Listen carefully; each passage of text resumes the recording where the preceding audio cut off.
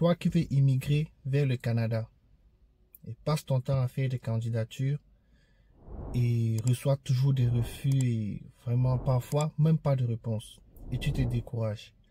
Mon frère, ma soeur, la famille, je vais te dire, il ne faut surtout pas te décourager parce que l'information que tu vas suivre tout à l'heure devrait plutôt te booster parce que cette information vient directement du ministre de l'immigration où il ou elle, je laisse encore le suspense, dit ceci, que cette pénurie de main-d'œuvre pour le Canada, ils vont plutôt transformer ça en une opportunité pour faire immigrer des travailleurs dans leur pays et ainsi aussi accroître la population canadienne.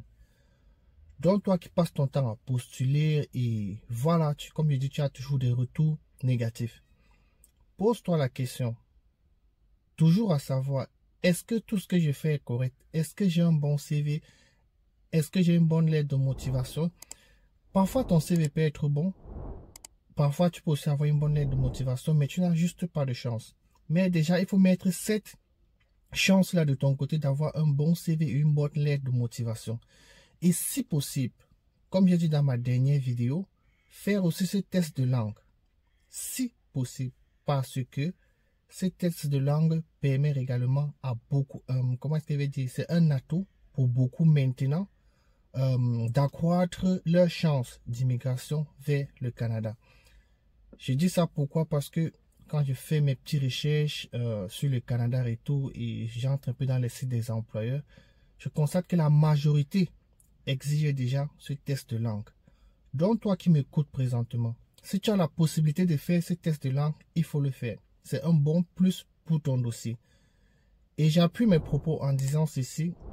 Il y a certaines abonnées, il y a déjà une, elle a vraiment de la chance. Elle passe déjà à son 3e entrevue. Et parmi les deux premières entrevues, elle m'a toujours dit, mon frère, ces gens-là m'ont demandé toujours si j'ai déjà eu à faire un test de langue. Vous voyez? Donc c'est une question, je sens que ça devient récurrente en fait. Si tu as, comme je répète, je le dis une fois de plus, si tu as dans la possibilité de le faire, alors, mon frère, ma soeur, la famille, faites-le. Faites ce test de langue, ça va accroître très certainement tes chances d'immigrer au Canada.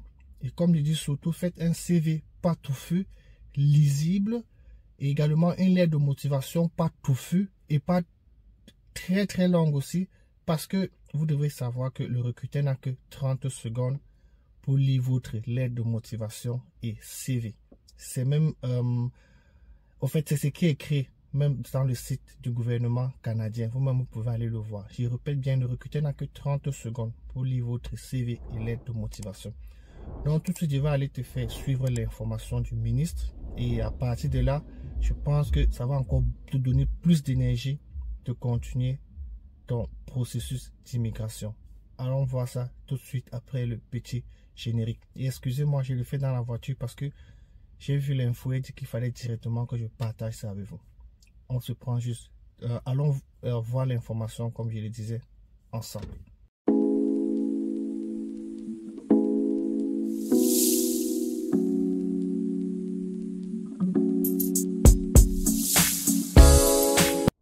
La situation de la pénurie de main-d'œuvre est alarmante au Québec. Des secteurs entiers sont fragilisés. À une semaine de la mise à jour économique du ministre Éric Girard, l'Institut du Québec propose un plan pour transformer l'urgence en opportunité. Mia Amsi est PDG de l'Institut du Québec. Bonsoir, Mia Amsi.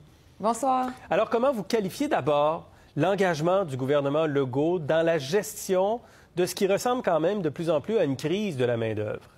Bien justement, on gère ça comme une crise, donc avec des solutions pour éteindre des feux un peu plus à court terme. On l'a vu beaucoup dans le système de santé avec les préposés aux bénéficiaires, les éducatrices en garderie, en CPE, dans le milieu de l'enseignement, tout ça. Mais c'est correct. Là. Je pense que c'est inévitable, puis il fallait le faire, puis ça a été efficace. Les mesures ont été efficaces, mais il ne faut pas penser qu'on va pouvoir gérer ce qui s'en vient, qui va durer une décennie, avec juste des mesures aussi ponctuelles. Il y a vraiment une réflexion de fond qui doit être faite, puis on espère vraiment que la mise à jour qui s'en vient la semaine prochaine va être une opportunité de revoir un peu cette façon-là d'agir. Vous avez préparé un graphique qui nous montre le taux de postes vacants qui grandit plus rapidement au Québec, c'est la ligne bleue, qu'en Ontario, la ligne rouge, et ça depuis 2015. Exactement. Ce graphique-là est intéressant parce qu'il nous montre deux choses. D'abord, quand les données ont commencé à être compilées en 2015, le taux de postes vacants au Québec était autour de 2 % il était autour de 3 % en Ontario. Donc, il était inférieur. Mais en 2018, il y a comme un changement de tendance, une inversion. Et là, le Québec, il y a une augmentation de plus en plus rapide des postes vacants.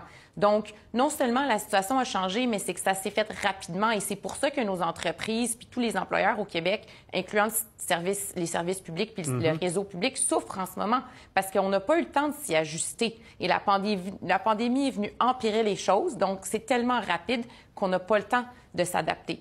Il y a des causes structurelles à tout cela, principalement le vieillissement de la population.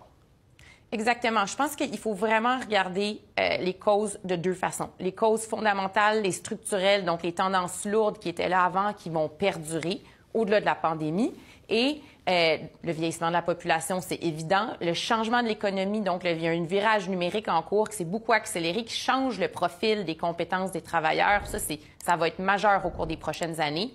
Et ensuite, la population, ce vieillissement-là, on sait que ça part pas demain matin. Alors, il faut s'y faire. Il ne faut pas penser qu'il y a des solutions magiques, miracles, qu'on va pouvoir avoir maintenant qui vont régler ça. On est dedans. C'est irréversible comme tendance. Ça, c'est structurel, dites-vous, Miamsi. Il y a des facteurs conjoncturels en fonction de ce qui se passe présentement, notamment la PCU, la PCRE, les aides financières des gouvernements. Bon, tout le monde se demande où sont les travailleurs, où est-ce qu'ils sont passés les gens. Il me semble qu'ils étaient là en 2018-2019, mais en fait, ils avaient déjà commencé à être moins là. Mais avec la pandémie, évidemment, il y a eu des mesures de soutien aux revenus qui étaient, dans certains cas, pour les travailleurs à faible revenu et surtout à temps partiel, des fois plus élevés que le revenu qu'ils avaient avant. Il y a des gens qui sont retournés aux études, qui ont décidé de changer de secteur. Et aussi, les frontières ont été fermées. Donc, d'une année à l'autre, entre 2019 et 2020, on est passé de 93 000 personnes qui étaient soit des immigrants permanents ou temporaires à 11 000. Bien, c'est sûr, c'est un choc énorme pour les entreprises, oui. C'est quand même pas rien. Puis il y a eu beaucoup d'incertitudes aussi, les changements de plan, les ouvertures, les fermetures également de l'économie. Bien, c'est sûr. Puis un secteur comme la restauration, l'hébergement, qui ferme, qui ouvre, qui ferme, ouvre, mais c'est colossal parce que là, d'un coup, ils doivent réembaucher tout le monde. Donc, c'est sûr que ça fait bondir les postes vacants, ça complexifie le recrutement et beaucoup de gens ont changé de secteur. Ceux qui ont décidé qu'ils ne veulent plus travailler le soir, la fin de semaine, ils retourneront probablement pas. Donc, vous avez 3 recommandations pour le ministre Girard. D'abord et avant tout, de développer une vision cohérente, dites-vous, des enjeux de main-d'œuvre. Bon, c'est exactement le point du début. Pas éteindre des feux, puis pas penser que les immigrants, parce que les employeurs demandent beaucoup plus d'immigrants temporaires, permanents et tout, ni les personnes de 60 ans et plus qui, pour la majorité, ont quitté le marché du travail. Ça va pas être si simple de les ramener. Donc, il faut pas compter sur ces groupes-là pour nous sauver. Il faut aller beaucoup plus loin que ça puis avoir une vision intégrée et globale. Ça veut dire qu'il faut regarder. Il faut faire des prévisions. Il faut voir où vont être les plus grandes tensions, les plus grands besoins par rapport aux services essentiels, par rapport au secteur de notre économie qu'on veut développer. Là, on entendait le premier ministre parler d'innovation, d'exportation, dans la construction. On investit massivement. On veut développer l'électrification des transports. Il faut que le gouvernement pense à ces ressources-là, à la formation des gens. Donc, c'est pas à la pièce. C'est très global comme plan. L'organisation du travail aussi, c'est majeur. Ça fait partie de ça. Je résume donc vos 3 recommandations. Vision cohérente des enjeux de main-d'œuvre, le développement économique qui doit être basé sur les talents, éducation, formation et développement des compétences. Donc, on verra, Miamsi, ce qui va rester de tout cela. La mise à jour économique est la semaine prochaine, présentée par le ministre Éric Girard jeudi prochain. Merci pour cette analyse ce soir. Merci à vous.